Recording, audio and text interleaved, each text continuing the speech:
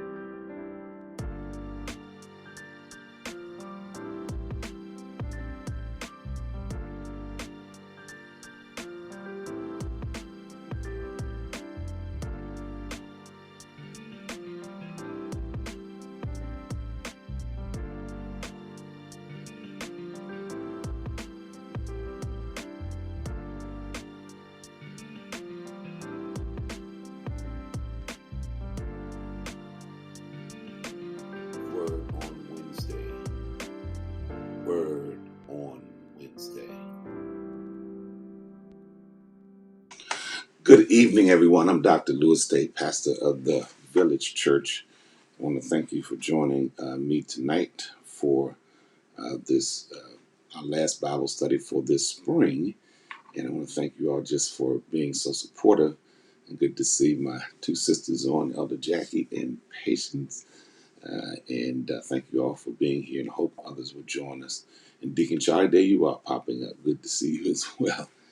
And so we know it's been a little challenging for some of you because we've been on YouTube and not Facebook, but hopefully in the next 10 or 15 days we'll be back on Facebook. But we also will stay on these platforms as well. So, because it gives us this gives a better chance of reaching other people, but also it doesn't get us in trouble when we say things that perhaps people don't particularly like for us to say.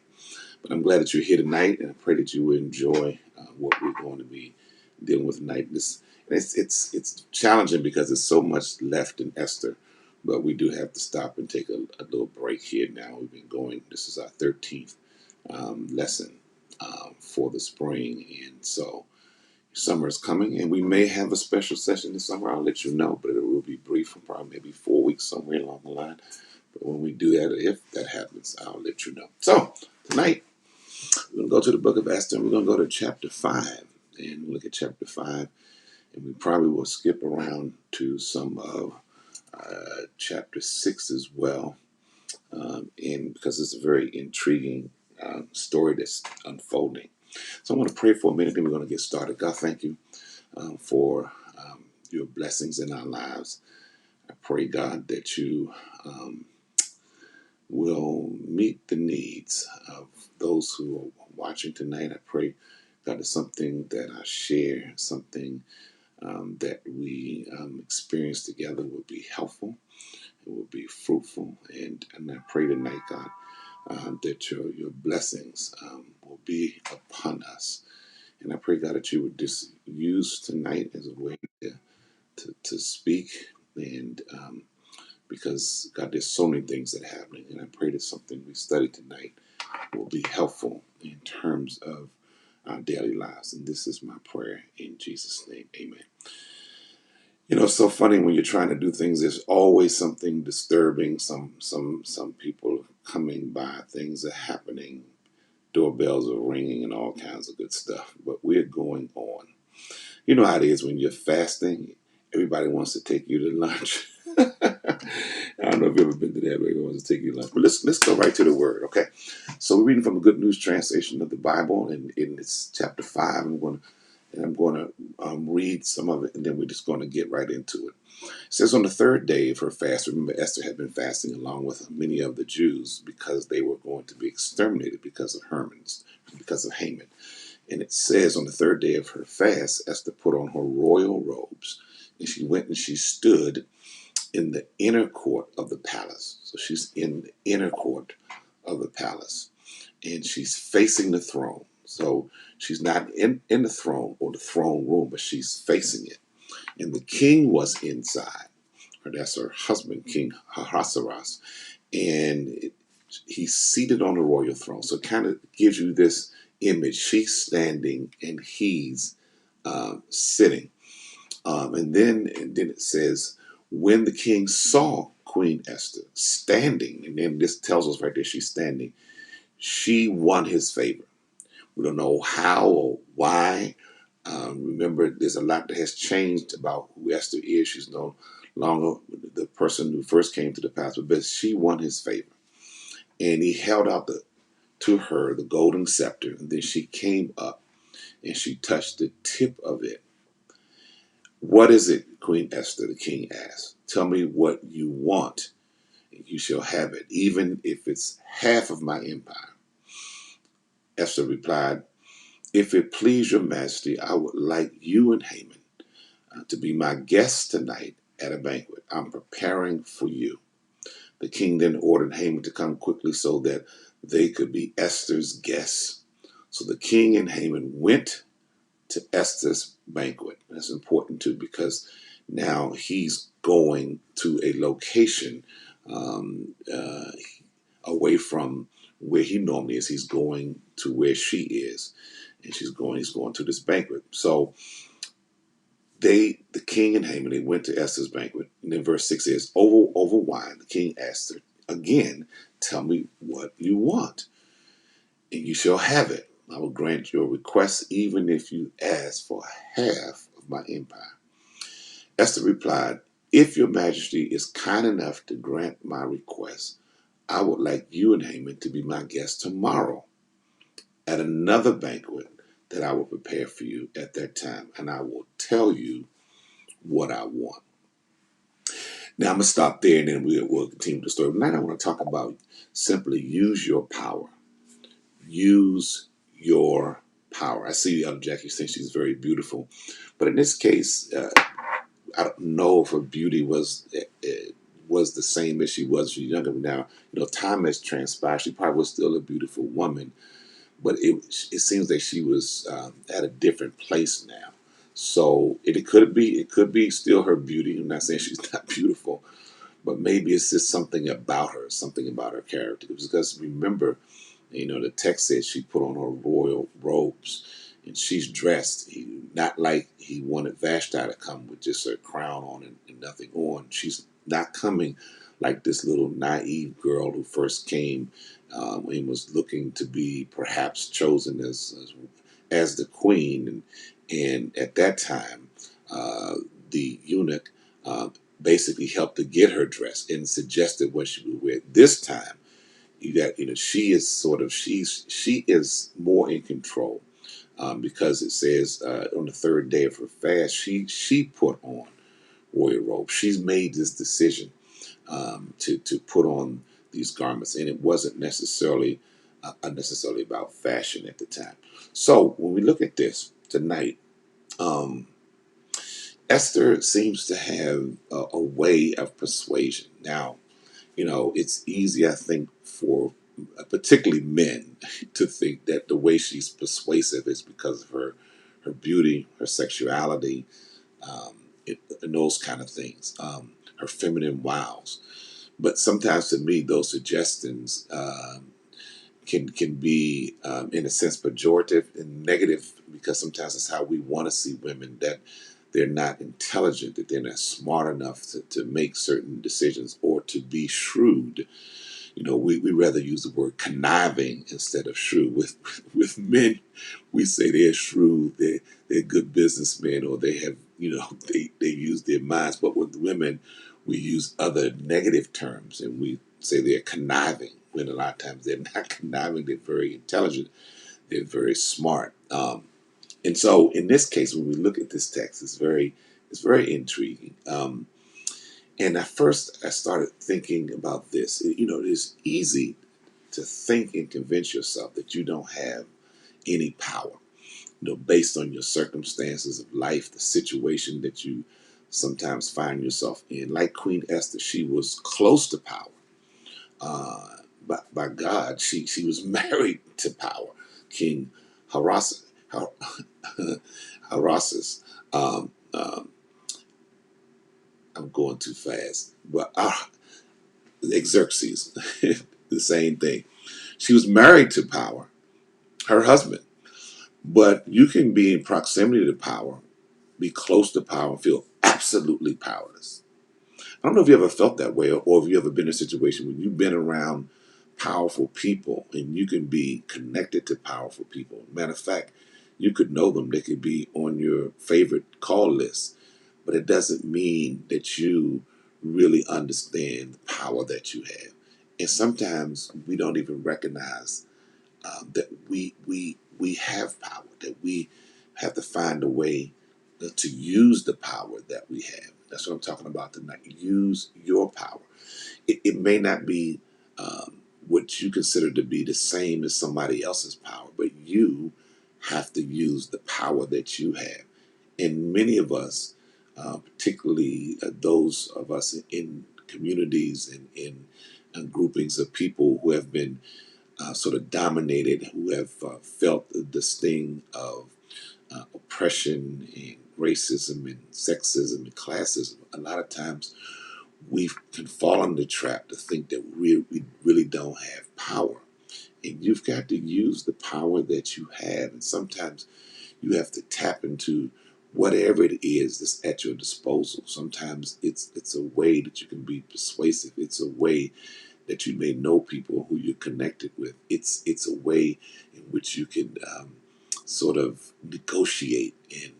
And the thing is, sometimes people may see that as weakness, but it's not. It's using your power in order to get something done.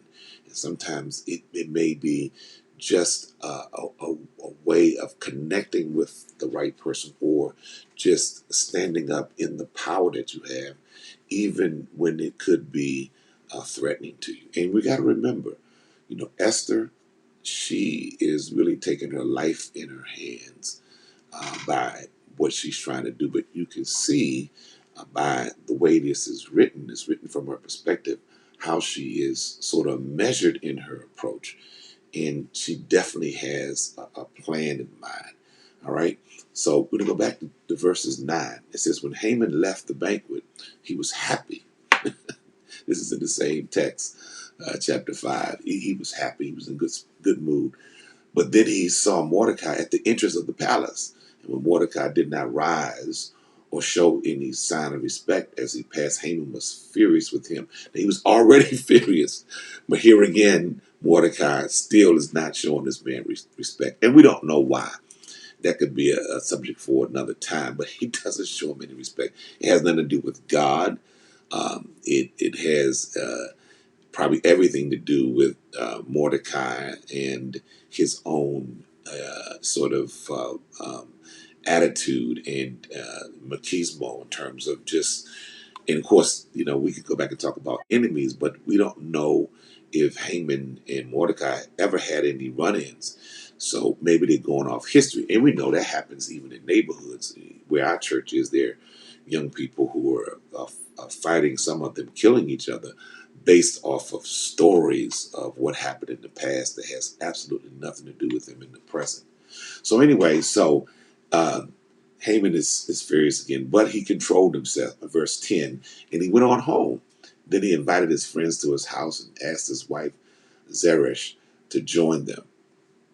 And he boasted to them about how rich he was, how many sons he had, how the king had promoted him to a high office, and how much more important he was than any other of the king's other officials. So you can see that Haman sort of as a narcissist. He's all into himself. He's all about himself.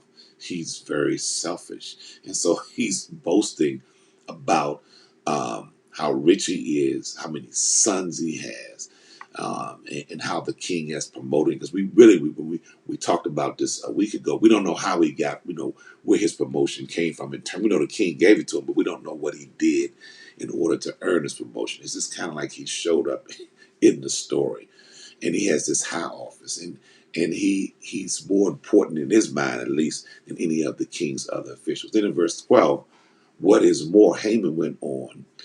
King Esther gave a banquet for no one but the king and me, and we are invited back tomorrow.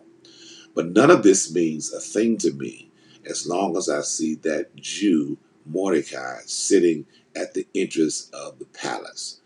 So anyway, now he goes back to this because this is incensed him that Mordecai is sitting at the entrance of the palace, even though there's a decree out to exterminate all the Jews. See, sometimes the enemy is not just satisfied that they want that they want to do something to you, that they want to make life challenging. They absolutely sometimes want to destroy you, and that's demonic. And one thing you have to realize, and I don't use this language a lot, and I don't use it loosely, but when we're dealing with white supremacy as the myth of white supremacy and racist oppression and systemic racism, it is absolutely evil, and it's a spiritual thing too. It's a because yes, it has practical ramifications, but when you think about how people can do things, it is at a deeper level, and it's demonic. That the things that people could do. You know, we're coming up on a 100-year anniversary of Greenwood, which was a prominent neighborhood in Tulsa, Oklahoma. Over 30 blocks. They African Americans had their own banks. They had businesses. They had a theater that they were about to put air conditioning in. They had doctors and lawyers and dentists, and they even had their own hospital. They had their own hotel. I mean, it was these people were doing extremely well. And of course, it was a little incident that happened, but it really was nothing. It was what was in the hearts of many of those whites at the time. They really were jealous and despised the way these black people were actually doing well in the country that says that, purports itself that everyone can do well if you just work hard enough. And an incident, a young man was a Shushan boy who had to go to the bathroom downtown. The bathroom was on the ninth floor. He went into the elevator.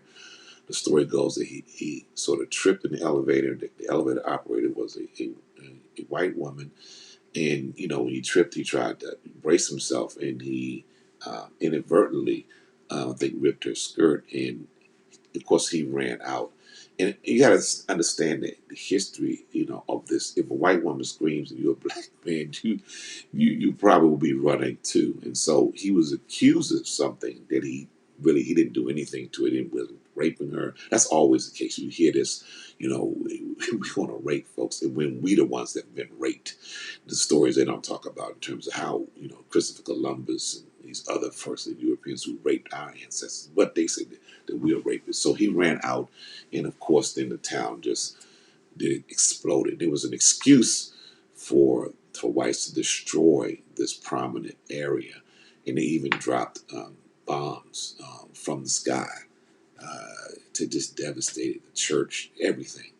So we're on the 100-year anniversary of that. So you understand full well what can happen to people when they get upset, when they really kind of operate on out of a place that's really demonic, that's spiritually full of decadence, and that's how Haman was. I mean, he wanted to destroy, exterminate all the Jews, and he says, in seeing Mordecai at the palace gate just incensed him. And so, verse 14, he says, so his wife and all of his friends suggested, got to be careful with the friends you're around, suggested, why don't you have gallows built 75 feet tall? Tomorrow morning, you can ask the king to have Mordecai hanged on it, and then you can go to the banquet happy. Haman thought this was a good idea, so he had the gallows built. He had the gallows built down by his house. He had it. He had the gallows built down by his house. So here is when we get into this text, we see that Queen Esther, of course, she puts on these royal robes. She is now no longer this little girl, just naive girl coming to the palace. She's a woman. She's close to power. She may not understand fully what her power is, but it's obvious that she recognizes that she does have some power. Now, as a matter of fact, in history of the world, and certainly in the history of the United States, um, dating back to 1619, women were often married to powerful men, but they themselves were often didn't have much power in and of themselves by themselves. And we're talking particularly here of white women. Black women who are African ancestors didn't have much power at all because they were enslaved. They didn't have power over their bodies because many times they were raped or they were made to be used to produce children against their will, like they were bred. There was breeding going on like animals. It's just horrific. But then, women in the society, they didn't have a lot of power. And so there was times in these yet to be United States, the banks could refuse women a credit card until the Equal Credit Opportunity Act of 1974 was signed into a law. Prior to that, a bank could refuse to issue a credit card to an unmarried woman, and if a woman was married, her husband was required to co-sign. Many banks required single, divorced, or widowed women to bring a man, listen to this, bring a man with them to co-sign for a credit card, according to CNN. And some discounted the wages of women as much as 50% when calculating their credit card limits, according to an article from the Smithsonian Magazine. So, and it is probably much, much more we're talking about in this context in America, but you think about in her time. So Esther in our text, she is no longer innocent. She is no longer this unassuming girl who doesn't know necessarily what's happening. Esther has matured into a woman who seems to know that she may not have the same power, but in some ways, the way this text is talking, it seems as if there's a move to a more sort of equal place, even if it's for momentary time, more momentarily. But she's realizing that she does have some kind of power, and that's what I want us to realize tonight, that sometimes we may think that we don't have much power in a society that has lorded over us and continues to do things like voter suppression laws and protest laws that are egregious against its own constitution. Still dealing with a country that says it's about democracy, but we still have the electoral college, and we're still doing gerrymandering to manufacture votes for a minority group of people in terms of whites standing power instead of really being a true democracy, one person, one vote. And also, when you have a place, let's say, for instance, um, I take PG County, for instance, which is predominantly African American county in Maryland. And the way gerrymandering would work is that you would find a small minority group in there. You would redraw the lines, and then that minority group, by redrawing the lines, would control the majority of the people in terms of how things are voted on. And so, when we think about this story and think about Esther and where she is, she had to learn to use her power. Now she put on this royal robes in verse 1. This was not about fashion. It wasn't just a mere comment about luxurious clothing. It literally means royalty, and that Esther is wearing. It means she is wearing, really sort of wearing her authority. She's wearing who she is. Um, in other words, she understands the power and the weight that she carries in the palace with the king, and that's how she comes. She comes wearing her royalty. She comes in a way in which he has to recognize that she's my queen, that she is the queen. She's not just a woman from the harem. She's not just one of one of his concubines. No, she's wearing royalty. She is the queen. Let me help you understand, in case you haven't grabbed it. You know, if you ever looked at military movies, or if you've been in the military or know somebody in the military, you know when a person's out of uniform, sometimes you don't recognize necessarily who they are, even if you happen to be maybe in the same company of them or you're stationed in the same place, unless you really know who they are. But when they put that uniform on and you see those bars, and there's a certain authority that comes with that. There's a certain attention that brings, and I think that's exactly what Esther's doing. It's not about a fashion statement. It's about saying, I am the queen and I'm your king. And so she understands her power and she moves in her power. And it's important for us to understand that sometimes you don't think that you have a lot of power. You don't think that you can make anything happen. But sometimes you got to re-examine what you have. You got to re-examine, particularly how God has helped to shape you. You're not the same person you were 5 years ago or 10 years ago. You have grown. You have developed, hopefully, your mind. Hopefully, you've developed your spirit. And hopefully, you've seen, and even us in this situation, George Floyd, we all commemorated his murder on yesterday. It was a year. And of course, it's not a time of celebration, it's a time of mourning, it's a time of commemoration. Think about, here's a man, he didn't give his life. His life was taken. And so, but the thing is, he now becomes a symbol of what we don't want to see anymore. We don't want to see people's lives that are taken unfairly for no reason at all. And also, it's not just about the police. It's about a system that is sort of structured in a way that sees us, sees no real value in us. Well, the value that they see is not a value that's good for us. We're not criminals.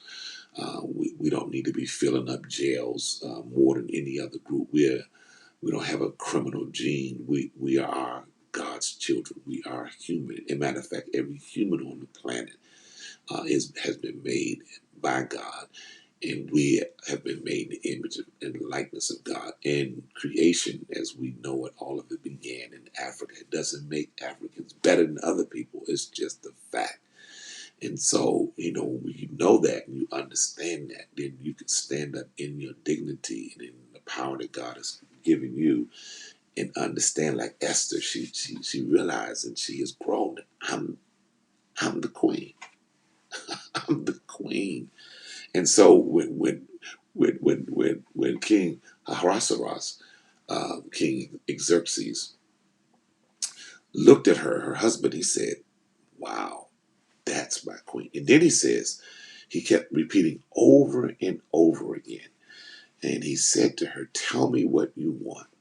You shall have it, even if it's half of my empire, even if it's half." And look how she's strategic, because she gives a banquet first. She didn't even say anything about her people. She hasn't even come out yet. Remember, she still hasn't outed herself yet. He doesn't know that she is a Jew, and that will come in the preceding chapters. But I want you to understand tonight that use your power, the, the power that you have. Sometimes you have the power to influence. Sometimes you have the power to change. Sometimes you have the power to help other people to organize, like we are trying to do, the village is trying to do with WIN, Washington Interfaith Network. Sometimes you have the power to make a difference in someone's life. And you got to figure out you got to use your power. Sometimes we think that, we've got to do something grand, but sometimes it could be small. You think about what Esther was doing. I mean, she put on her royal robes. She stood up and who she was, and she simply said, "Look," she used what was at her disposal. She understood she was in a culture that liked to party, that liked to have a good time. She said, and she told her husband, "Look, I want to throw you a banquet, you and Haman." And that was strategic. She knew who to invite to to the banquet. And so, even in that, they would be drinking, they would be having a good time. And then also, I think in that instance, she was sort of working up her way in what she was going to say to the king, like how she was going to approach him. So let me come to a close tonight as we have so far to go.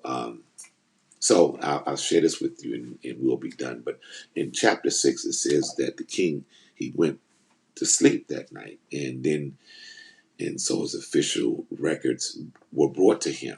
And part of it included an account of how Mordecai had uncovered a plot to assassinate the king, a plot made by um, Bigthana and Teresh, the two palace eunuchs who had guarded the king's room.